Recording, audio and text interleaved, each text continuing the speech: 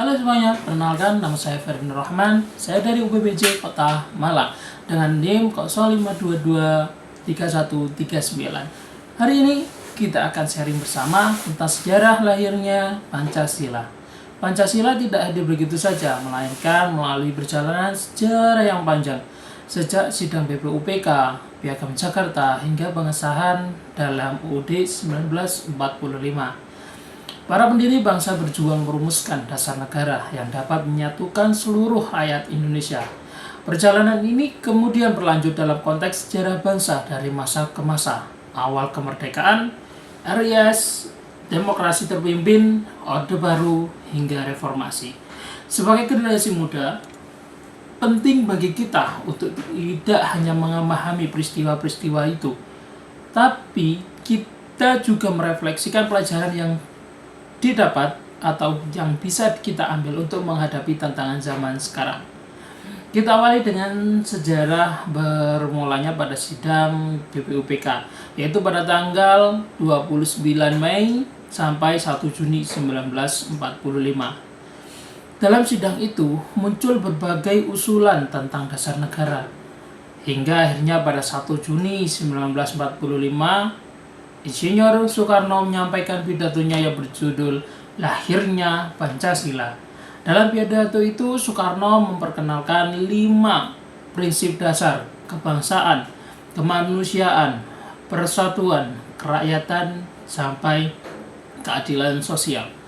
Setelah sidang BPUPK, dibentuklah panitia 9 yang menghasilkan Piagam Jakarta pada 22 Juni 1945. Piagam ini menjadi rancangan awal untuk pembukaan UUD 1945 dan mencerminkan semangat kompromi antar berbagai golongan di Indonesia.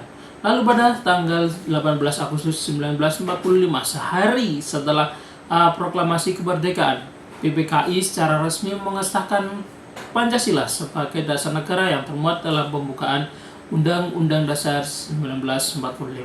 Proses ini menunjukkan betapa luar biasanya semangat persatuan kebijaksanaan para pendiri bangsa. Dari proses panjang lahirnya Pancasila, kita bisa melihat betapa kuatnya nilai-nilai Pancasila yang hidup dalam diri pendiri bangsa.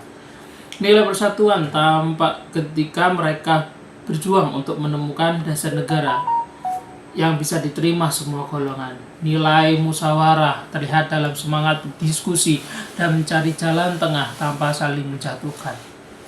Dan nilai toleransi sangat jelas ketika perbedaan pendapat tidak jadikan alasan untuk berpecah, melainkan untuk memperkuat kebersamaan.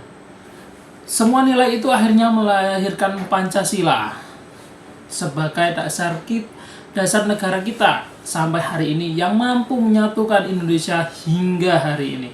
Sebagai generasi muda, saya merasa sangat terinspirasi oleh semangat para pendiri bangsa. Mereka hidup di masa sulit tapi tetap mengedepankan persatuan dan kebersamaan. Di zaman sekarang, tantangan kita sudah berbeda lagi. Bukan lagi tentang penjajahan, tetapi perpecahan karena perbedaan pandangan, ujaran kebencian di media sosial, dan menurunkannya semangat gotong royong. Terima kasih. Sekian tugas hari ini. Saya Ferdi Nur Rahman.